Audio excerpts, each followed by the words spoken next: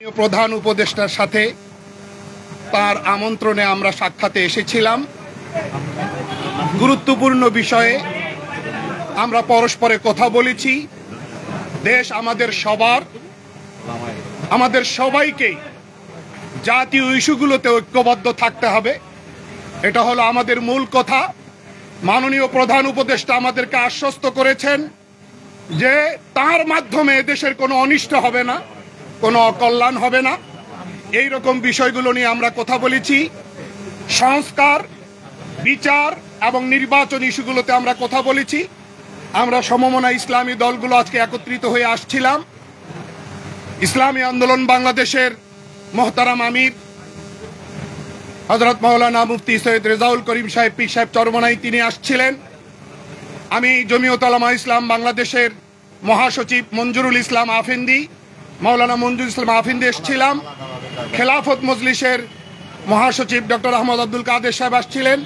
এরকম অন্যান্য ইসলামী দল, বাংলাদেশ খেলাফত মজলিস, ইসলামী ঐক্যজোট, নিজাম ইসলাম পার্টি, ওনারাও আমির মহাসচিবগণ আসছিলেন।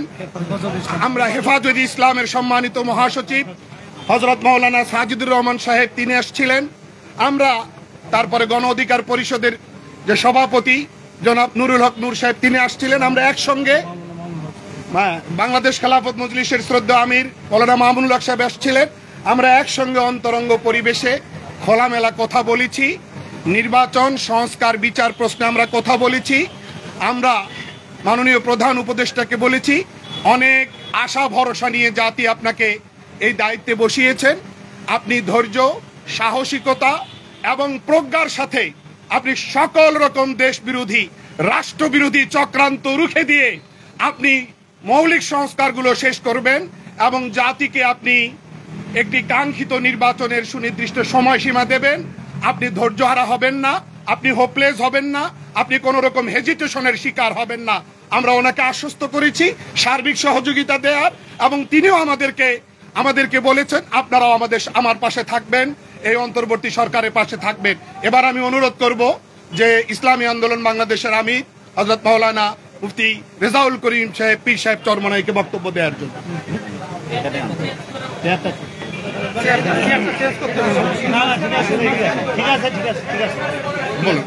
আলহামদুলিল্লাহ, আপনাদের সকলকে ধন্যবাদ।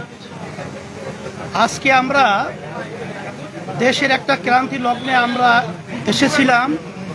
সম্মানিত অন্তর্বর্তীকালীন সরকারের প্রধান উপদেষ্টা আমাদের সম্মানিত ইউনূস সাহেবের সাথে আমরা একান্ত আলোচনার জন্যে। সেখানে আমাদের আফিন্দি ভাই তো কথাগুলো বলেছে, তবে আমরা তাকে বলেছিলাম যে জুলাই আগস্টের যে অভ্যুত্থান হয়েছে, হাজার হাজার মায়ের কোল সন্তান হারা হয়েছে, অনেক আমার উদীয়মান বাংলাদেশের ভবিষ্যৎ সন্তানগুলো চক্ষু হারিয়েছে, অনেকে পঙ্গুত্ব বরণ করেছে। এতগুলো ত্যাগের পরে আমরা এই দেশটাকে সুন্দর একটা দেশ হিসাবে আমরা পাব। আমরা বলেছিলাম সম্মানিত উপদেষ্টাকে প্রধান যে আপনি তখন আমাদের দেশে ছিলেন না। আমাদের দেশ এবং আমাদের দেশের মানুষের প্রয়োজনে আমরা আপনাকে নিয়ে এসেছিলাম।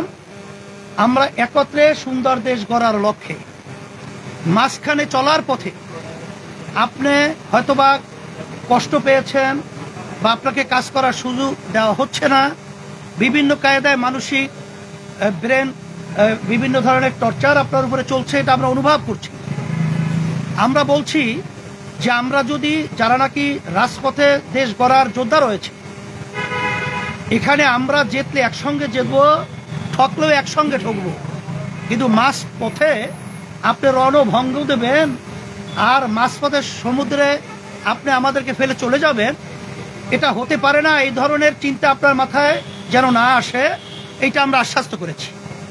আর সাথে সাথে আমার ভাই তো বলেছেন যে আমরা প্রয়োজনীয় সংস্কার যদি না হয়, জাতির যে একটা প্রত্যাশা সুষ্ঠু একটা নির্বাচন, সেখানে পেশি শক্তি, সেখানে কালো টাকার দৌরাত্ম্য সহ বিভিন্ন পর্যায়ে ঘাপটি মেরে যারা নাকি নির্বাচনকে প্রশ্নবিদ্ধ করবে, এই বিষয়গুলো যদি সংস্কার না হয়, সেখানে নির্বাচন তো আবার সেই বিগত দিনের ইতিহাস যেখানে কলঙ্কিত, সেই আবার আবার এই 24 যে আগস্টের যে অভ্যুত্থান সেটা আবার বাস্তবায়ন হবে, এটা আমরা চাই না।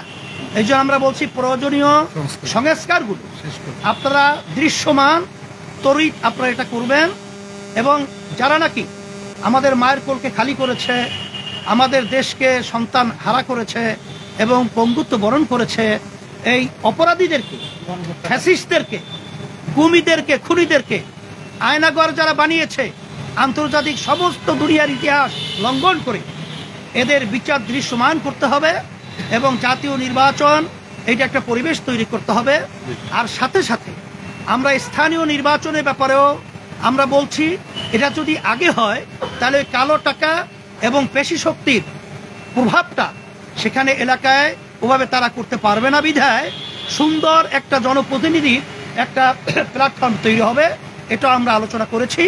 আর সাথে সাথে আপনাদের সকলকে আমরা ধন্যবাদ জানাই এর জন্যে যে আমরা যেন এই দেশ গড়ার ব্যাপারে আমরা সবাই একাকার হয়ে অন্তর্বর্তীকালীন সরকার সহ এবং যারা আমরা রাজনৈতিক জুলাই অভ্যুত্থানে যোদ্ধা যারা আমরা ছিলাম, প্রশাসন সহ, সাংবাদিক বন্ধুরা সহ সকলকে আমরা একত্রিত হয়ে আমরা দেশ গড়ার ব্যাপারে আমরা যেন একাকার হয়ে কাজ করতে পারি।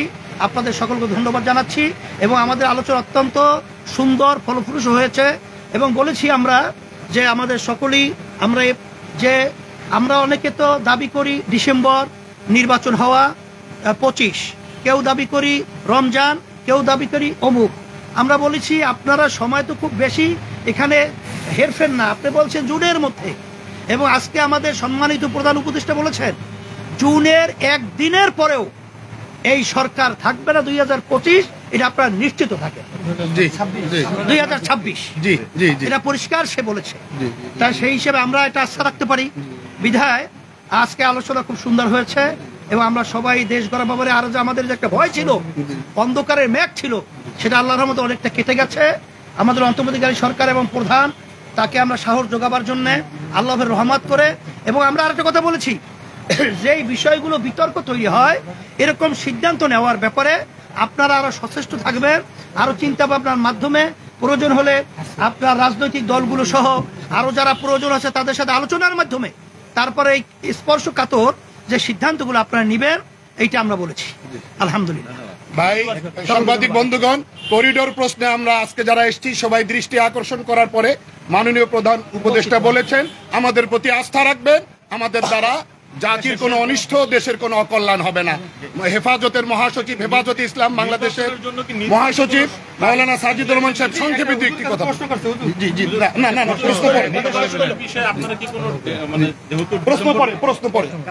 আমরা বলেছি যে আপনি যে সময়টা ঘোষণা করেছেন এটা যৌক্তিক, এই যৌক্তিক সময়ের মধ্যেই এর জন্য বাহিরে না যায় এ ব্যাপারে আপনি সচেতন।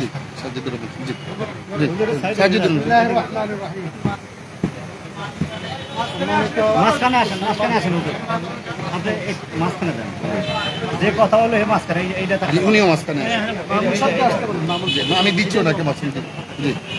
আপনাদের শেষ করে পরের ধাপে উনি বিসমিল্লাহির রহমানির রহিম। প্রথমেই আপনাদের সকলকে জানাই ধন্যবাদ। বর্তমান দেশের নাজুক পরিস্থিতি, সংকটময় অবস্থার মধ্যে আমার দিক নির্দেশনা হলো যে আমরা সকলেই ঐক্যবদ্ধ থাকব, ফেসিবাদের বিরুদ্ধে ঐক্যবদ্ধ থাকব। ঐক্যবদ্ধ থাকলে কোনো দেশি ষড়যন্ত্র, বিদেশি ষড়যন্ত্র আমাদেরকে কিছু করতে পারবে না। 2 নম্বর হলো ধৈর্য ধারণ করব। বিপদ আসলে ঐক্যবদ্ধ থাকতে হয়, ধৈর্য ধারণ করতে হয়। আল্লাহ বলেছেন ওয়াসবিরু ইন্নাল্লাহা মা'আস সাবিরিন, ধৈর্যশীলদের সাথে আল্লাহ থাকেন, আল্লাহ তাআলার সাহায্য থাকে। এরপরে আমরা বড় বিস্মিত হয়েছি জালেম সরকার কর্তৃক হেফাজতে ইসলামের বিরুদ্ধে প্রায় 300 মিথ্যা মামলা, যেমন আমাদেরকে হত্যা করেছে, আবার আমাদেরকে হত্যা মামলা দিয়ে হয়রানি করেছে। 9 মাসের ভিতরে 9 মাস হয়ে গেল, এখনো কেন মিথ্যা মামলাগুলো প্রত্যাহার হলো না? এটা আমাদের প্রশ্ন। আমরা পরিষ্কার বলতে চাই, আগামী জুন মাসের ভিতরে সমস্ত মিথ্যা মামলা প্রত্যাহার করতে হবে। আমাদের আরেকটা দাবি যা বলেছি সেটা হলো নারী সংস্কার কমিশন, তারা যে সুপারিশগুলো দিয়েছে, অনেক সুপারিশ সরাসরি কোরআন বিরোধী, কোরআন সুন্নাহ বিরোধী কোনো প্রস্তাবনা বাংলার মাটিতে বাস্তবায়িত হবে না। এই জন্য আমরা পরিষ্কার বলতে চাই, আপনারা দেখেছেন আমাদের এই কিছু মা বোনেরা তারা নারী কমিশনের পক্ষে মিছিল করেছে। তাদের সংখ্যা হয়তো 50 বা 100 হইতে পারে, কিন্তু তাদের এই সুপারিশ মানে না। ওই ধরনের মুসলিম নারীর সংখ্যা হবে কোটি কোটি। অতএব আপনাদেরও সহযোগিতা চাই। পরিষ্কার ইসলামই একমাত্র নারীর যথাযথ অধিকার দিয়েছে, মর্যাদা দিয়েছে। আমরা কোরআন সুন্নাহ ভিত্তিক নারীর অধিকার এবং মর্যাদা বাস্তবায়িত করতে চাই। আপনাদের সবাইকে ধন্যবাদ। আসসালামু আলাইকুম। ডক্টর আহমদ আব্দুল কাদের ভাই বলবেন, বাংলাদেশ খেলাফত মজলিসের মহাসচিব। ওই সাখাওয়াত হোসেন রাজী সাহেব বলবেন। ওকে, আসেন।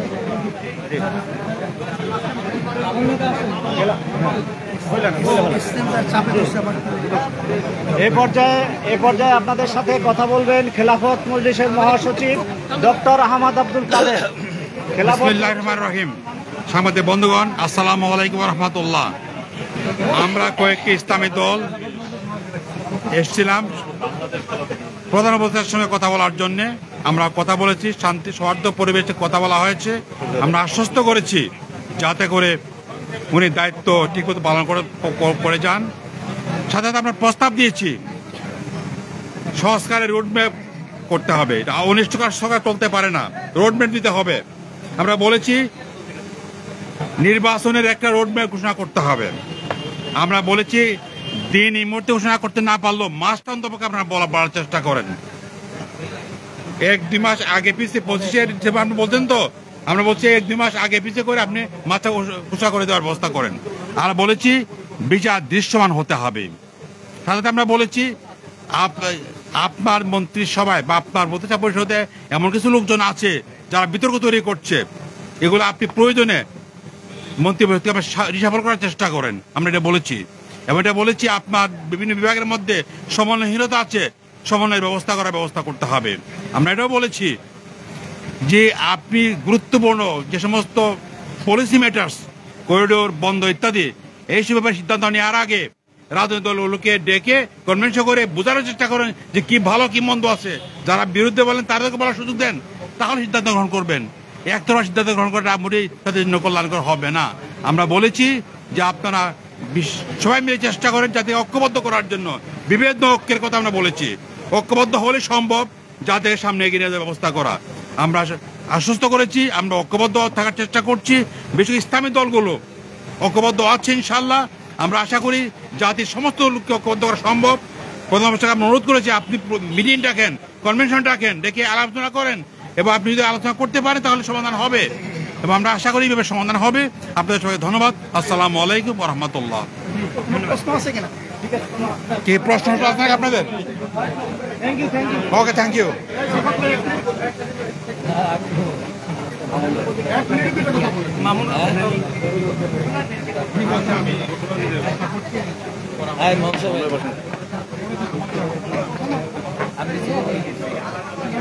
আপনি তো করে নিয়েছেন আপনি। এই লোক বিপিনুর ভাই তো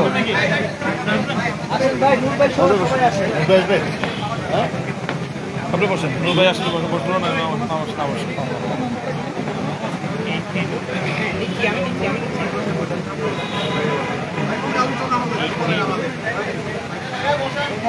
শুরু করে দিন, হ্যাঁ, বক্তব্য শুরু করে দিন।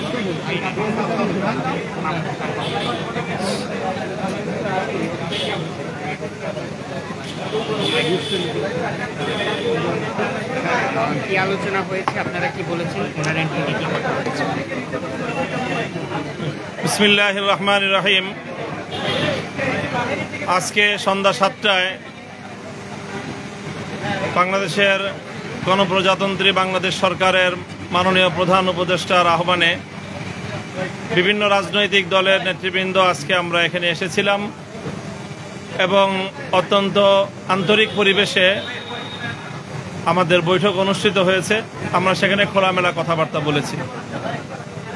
আমরা বর্তমান পরিস্থিতি, বিশেষ করে গত 3-4 দিন যাবৎ বাংলাদেশের রাজনীতিতে যে এক ধরনের অস্থিরতা, জনমানুষের মধ্যে যে উৎকণ্ঠা বিরাজ করছে, সেই জায়গা থেকে আমরা প্রধান উপদেষ্টাকে অনুরোধ করেছি যে যে কোনো অবস্থাতেই পরিস্থিতি যাই হোক না কেন তিনি যেন মাঝপথে হাল ছেড়ে না দেন। প্রধান উপদেষ্টা আমাদেরকে এ ব্যাপারে আশ্বস্ত করেছেন যে আমরা যদি সকলে তাকে সহযোগিতা করি তাহলে তিনি চলমান এই যে সংস্কার প্রক্রিয়া, এই সংস্কার প্রক্রিয়ার একটি পর্যায়ে নিয়ে দেশ এবং জাতিকে একটি গন্তব্য পর্যন্ত পৌঁছে দিয়েই তিনি তার দায়িত্ব ক্ষান্ত করবেন এবং একটি সুন্দর, গ্রহণযোগ্য, জাতীয় এবং আন্তর্জাতিক পর্যায়ে সকলের কাছে গ্রহণযোগ্য একটি নির্বাচন জাতিকে তিনি উপহার দিতে চান এবং সেই নির্বাচনের জন্য তিনি তার সর্বোচ্চ যে সময়সীমা তিনি বলিষ্ঠভাবে, স্পষ্ট ভাষায় আমাদের সামনে ব্যক্ত করেছেন, কমিটমেন্ট করেছেন যে 2026 সালের জুনের পরে 1 ঘন্টাও তিনি আর ক্ষমতায় অবস্থান করবেন না, ক্ষমতায় থাকবেন না। এর আগেই তিনি তার প্রক্রিয়া সম্পন্ন করে নির্বাচন দিবেন। আমাদের পক্ষ থেকে আমরা 3টি বিষয়কে গুরুত্বের সাথে উপস্থাপন করেছি। একটি হলো যে চলমান সংস্কার প্রক্রিয়া, এটা এই পর্যন্ত আমরা বলেছি যে এখনো পর্যন্ত সরকারের পক্ষ থেকে সংস্কার কার্যক্রমের কাঙ্ক্ষিত মানের কোনো অগ্রগতি আমরা দেখতে পাইনি। এই বিষয়টা আমরা আমাদের উদ্বেগের কথা জানিয়েছি যে এইভাবে অনিশ্চিত গন্তব্যের দিকে যাওয়া ঠিক নয়, বরং সংস্কার কতটুকু হচ্ছে, কতটুকু হবে সেই বিষয়ে সুস্পষ্ট, অতি দ্রুত, অনতিবিলম্বেই সংস্কারের বিষয়টাকে জাতির সামনে স্পষ্ট করা উচিত যে সরকার কতটুকু সংস্কার করছে। এরপরে হলো যে বিগত যে ফ্যাসিবাদী আমলে যেই হত্যাকাণ্ডগুলো সংগঠিত হয়েছে, শাপলা চত্বর থেকে নিয়ে শুরু করে জুলাই বিপ্লব পর্যন্ত, এই সকল হত্যাকাণ্ডের জন্য দায়ী প্রধান আসামিদেরকে, ফ্যাসিবাদী শেখ হাসিনা সহ তার প্রধান সহযোগীদের অন্তত নির্বাচনের আগে একটা নির্দিষ্ট একটা মেয়াদে, নির্দিষ্ট একটা উন্নতি, যেটাকে দৃশ্যমান একটা অগ্রগতি আমরা বলতে পারি, সেটা যেন সম্পন্ন হয়। এ বিষয়ে আশ্বস্ত করেছেন যে অতি দ্রুতই ইনশাল্লাহ এমন একটি আমরা সংবাদ পাব যার মাধ্যমে আমরা আশা করি যে ফ্যাসিবাদী আমলের এই খুনি হত্যাকারীদের অন্তত 2-4টা মামলায়ও বিচার কার্যক্রম সম্পন্ন হবে এবং অনতিবিলম্বে তার ট্রায়াল শুরু হবে এবং সেই ট্রায়ালের মাধ্যমে সেই বিচার সম্পন্ন হবে। এই বিষয়ে আশ্বস্ত করেছেন। আর একটা বিষয় অত্যন্ত বলিষ্ঠতার সাথে তিনি বলেছেন যে করিডোর এবং বন্দর ইস্যুতে দেশ এবং জাতির স্বার্থ বিরোধী কোনো কার্যকলাপ অন্তত তার দ্বারা সম্পন্ন হবে না। তিনি তার উপর আস্থা রাখার জন্য আমাদেরকে বিশেষভাবে অনুরোধ করেছেন। আমরা বলেছি যে এই সকল বিষয়ে, বিশেষ করে করিডোর ইস্যুতে, বন্দর ইস্যুতে, আন্তর্জাতিক যেই ইস্যুগুলো রয়েছে সেখানে যেন সকল রাজনৈতিক দলগুলোকে সম্পৃক্ত করে সেই বিষয়ে রাষ্ট্র এবং সরকার তার সিদ্ধান্ত গ্রহণ করে এবং পলিসি মেনটেন করে। এবং আমরা এটাও বলেছি যে রাজনৈতিক দলগুলোর সাথে যে সরকারের একটা দূরত্ব তৈরি হয়েছে, যেখান থেকে জাতীয় একটা উদ্বেগ তৈরি হয়, সেই জায়গাটাতেও যেন আরো বেশি পরিমাণ এবং আরো ঘন ঘন রাজনৈতিক দলগুলোর সাথে যেন প্রধান উপদেষ্টার সরাসরি অন্তর্ভুক্তিমূলক এরকম বৈঠক এবং আলাপ আলোচনা হতে পারে, সে বিষয়টাও তিনি বিশেষভাবে আন্তরিকতার সাথে নিয়েছেন। আর আমাদের বিশেষ দলীয় একটা বিষয় ছিল হেফাজতে ইসলামের মামলাগুলো প্রত্যাহারের বিষয়ে। আমরা বিগত মে মাসের 3 তারিখ মহাসমাবেশ থেকে 2 মাসের একটা আলটিমেটাম দিয়েছিলাম। সেই বিষয়ে মাননীয় প্রধান উপদেষ্টা নিজে দায়িত্ব গ্রহণ করেছেন যে তিনি এই বিষয়ে সরাসরি তদারকি করবেন এবং আশ্বস্ত করেছেন যে এবার আর এই টাইমের এর বাইরে যাবে না, এর মধ্যেই ইনশাআল্লাহ এই মামলাগুলির বিষয়ে আমরা একটি বিহিত পাব। তো কাজে আমরা এখন মোটামুটি নারী সংস্কার বিষয়েও নারী সংস্কার কমিশন বিষয়ে আমরা আমাদের উদ্বেগের কথা জানিয়েছি। সেই বিষয়েও তারা আমাদেরকে ইতিবাচক কথাই বলেছেন এবং আমরা এ ব্যাপারে এখন পর্যন্ত আশ্বস্ত যে বিতর্কিত কোরআন সুন্নাহ বিরোধী কোনো নীতি, কোনো আইন বাংলাদেশে তারা কার্যকর করার কোনো পদক্ষেপ নেবেন না, যে এটা আমরা আশ্বস্ত। এবং আমরা নির্বাচনের বিষয়ে আমরা খুব বেশি করে বলেছি যে একটা সুনির্দিষ্ট একটা সময় যেন বলা হয়। এই যে এই ডিসেম্বর থেকে জুন এই সময়টা তো একটা বড় সময় হয়ে যায়, এখানে মানুষের মধ্যে জনমানসে একটা কনফিউশন এবং একটা ধূম্রজাল বা বিভ্রান্তি তৈরি হওয়ার একটা অবকাশ থাকে। সেই প্রেক্ষিতেই তিনি বলেছেন যে চূড়ান্ত কথা হলো যে যেভাবেই হোক জুনের মধ্যে আমি নির্বাচন সুসম্পন্ন করব। কাজে এই বিষয়ে আমাদের কাছে এই আলোচনা হয়েছে এবং তিনি আমাদের কাছে আশাবাদ ব্যক্ত করেছেন যে এই সকল কার্যকলাপে বাংলাদেশকে বিশ্ব দরবারে একটি সম্মানের আসনে অধিষ্ঠিত করার জন্য তিনি তার তৎপরতা এবং তার যোগ্যতা, তার মেধা দিয়ে তিনি সর্বোচ্চ চেষ্টা করবেন এবং তিনি আশাবাদ ব্যক্ত করেছেন, প্রত্যাশা ব্যক্ত করেছেন যেন আমরা তাকে এই ব্যাপারে সহযোগিতা করি। আমরা তাকে আশ্বস্ত করেছি যে দেশ জাতির পুনর্গঠনে এবং আন্তর্জাতিক অঙ্গনে বাংলাদেশের ভাবমূর্তি উন্নয়নের ক্ষেত্রে আমরা তাকে সহযোগিতা করব।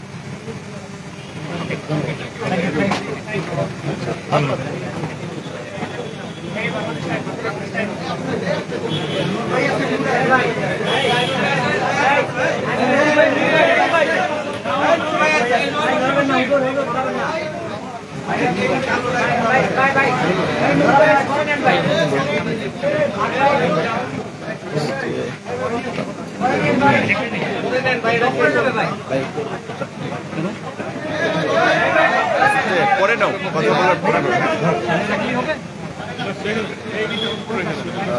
বিসমিল্লাহির রহমানির রহিম।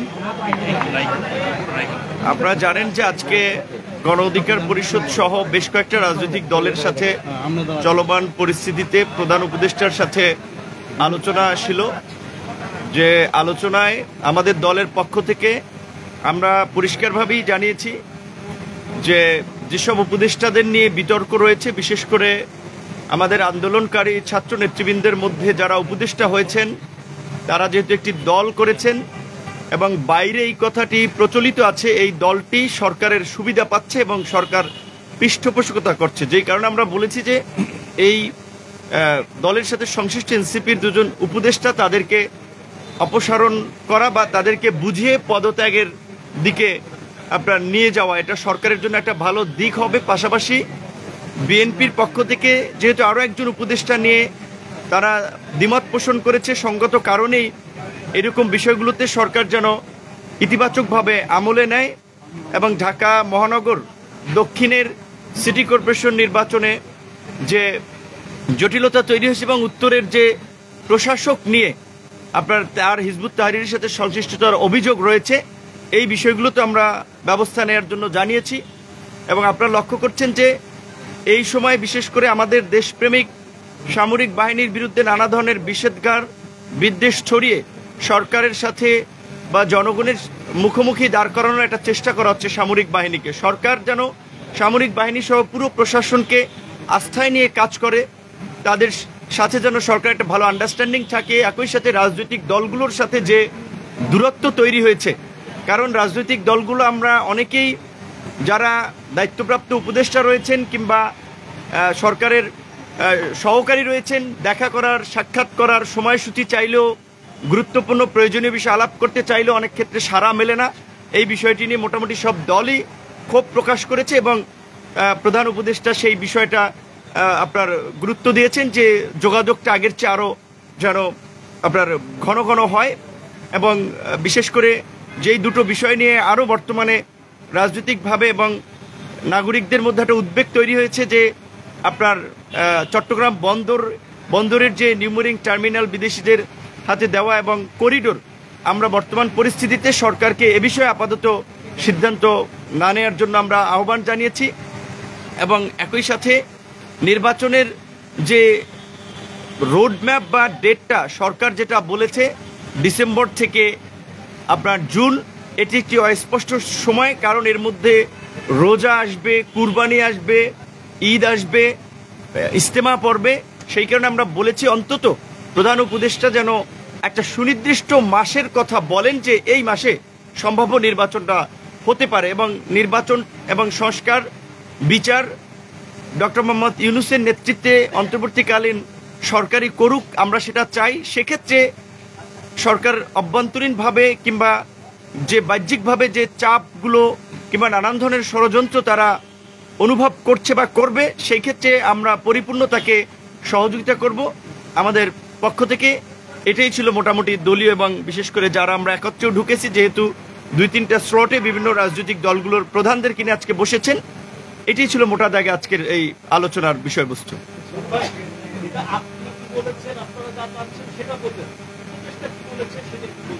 আচ্ছা, পদত্যাগের যে বিষয়টা, আপনারা যে পদত্যাগ চাইলেন এই বিষয়ে কি বলেছেন?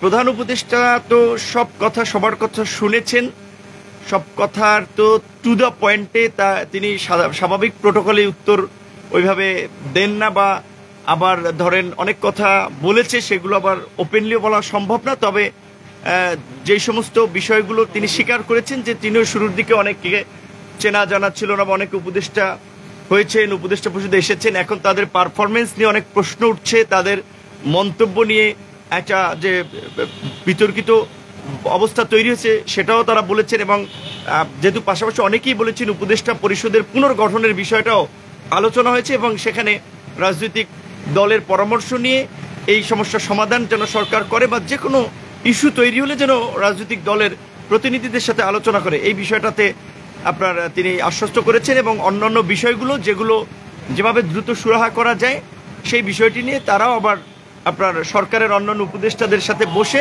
সিদ্ধান্ত জানাবেন।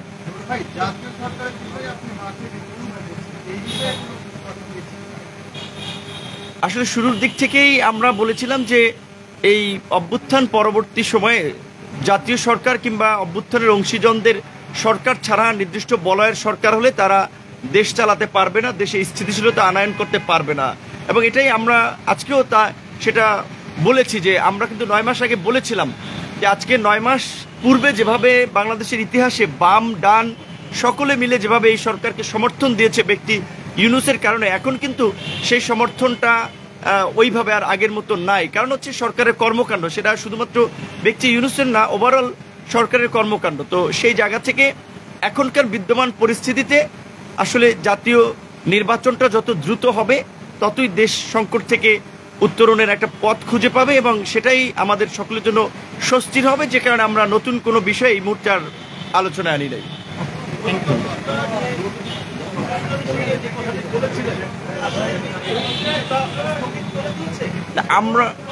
আমরা জানিয়েছি, আমাদের কনসার্নটা শুনেছেন, এখন আমাদের প্রত্যেকের সব কথা আসলে উনি তো রিপ্লাই দিতে গেলে অনেক লং আলোচনা হয়, তারা শুনেছেন, নোট করেছেন।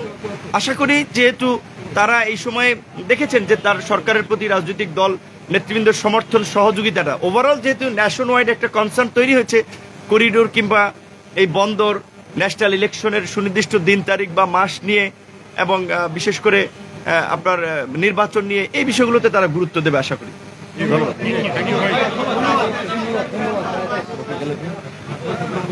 Thank you.